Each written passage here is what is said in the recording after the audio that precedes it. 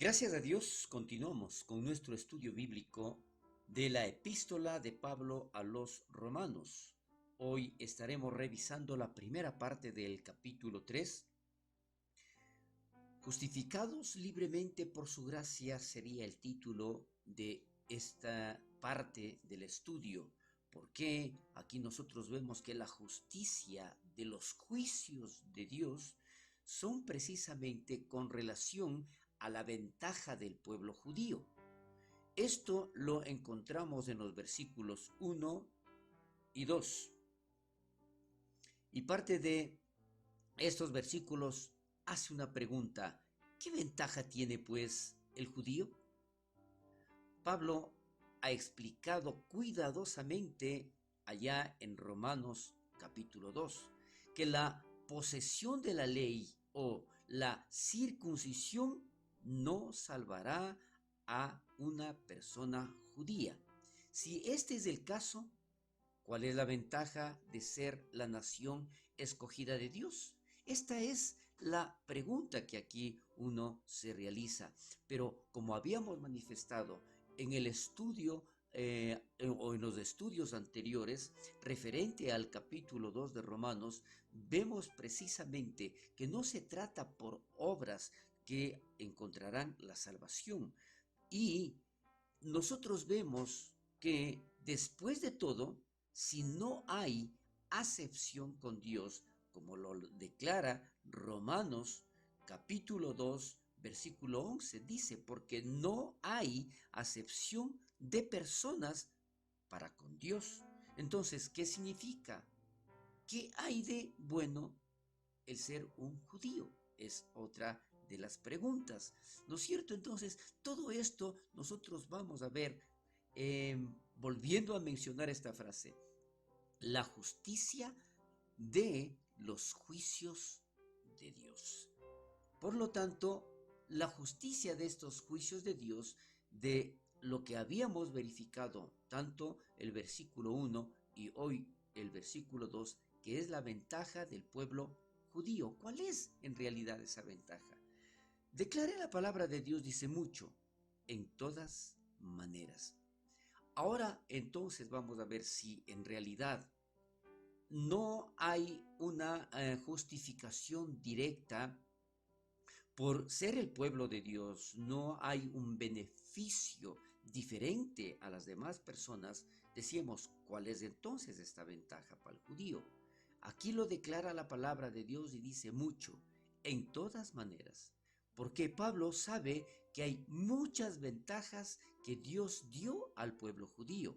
En particular, vamos a ver precisamente cuál es la principal. Él les confió la palabra de Dios, como no lo hizo con ningún otro pueblo, la cual habla de la revelación escrita de Dios antes del tiempo de Jesús. Él le dio al pueblo judío su palabra, y ese es un regalo indescriptible. Es por esto que nosotros también tenemos ese gran privilegio hoy, en la actualidad, de contar con la Biblia, que también, lógicamente, es la palabra de Dios. Aquí tenemos un comentario de Trapp.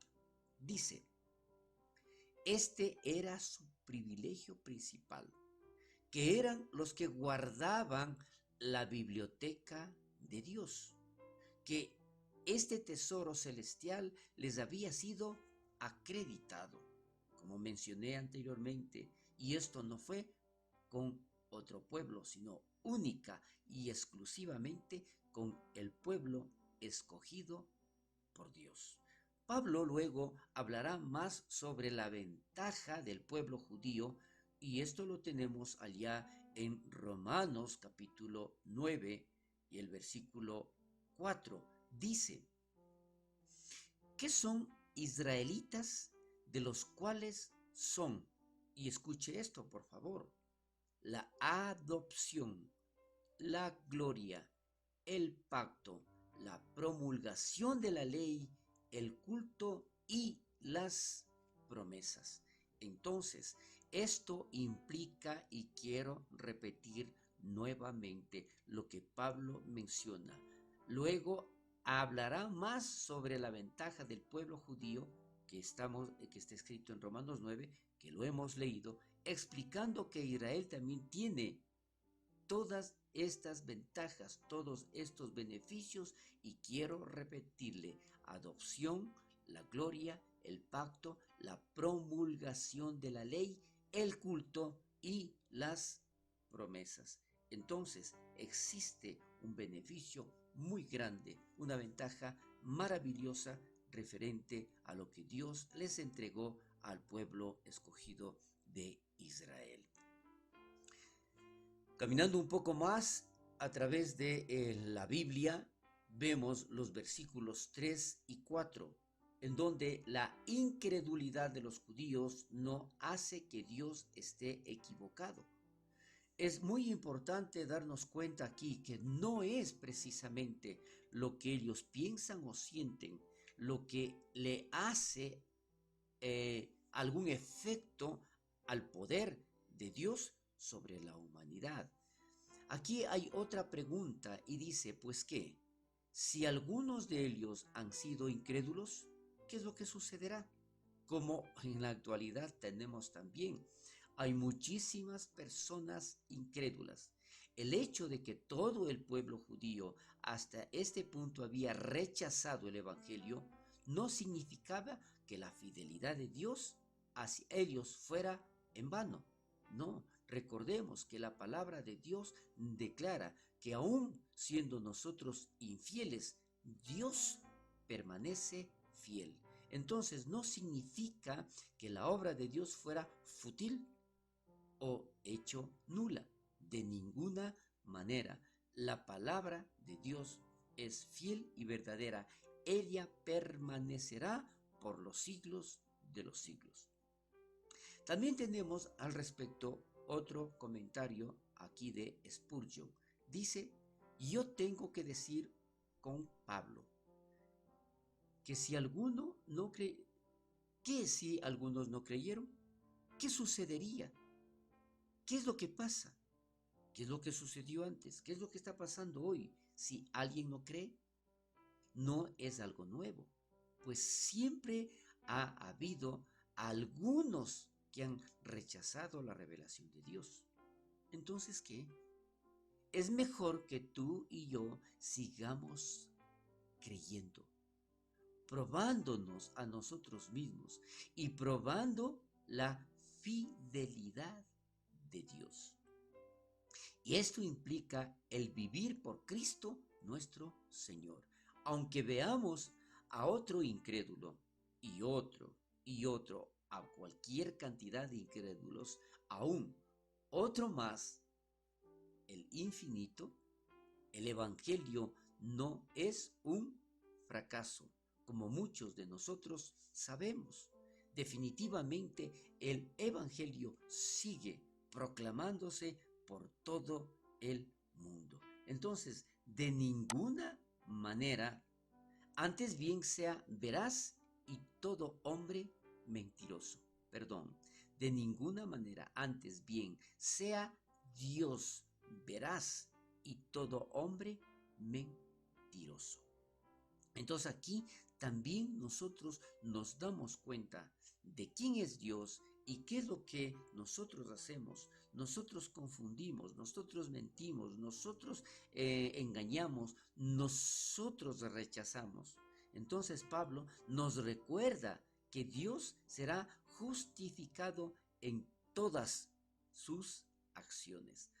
Todo lo que Dios hace es correcto, sin importar lo que el hombre piense, sin importar la reacción del hombre. En el fin, se demostrará que aún nuestra injusticia, de alguna manera, proclamó la justicia y la gloria de Dios, aunque solo sea en juicio. De todas maneras, el momento que Dios toma una decisión es porque realmente esa es la correcta.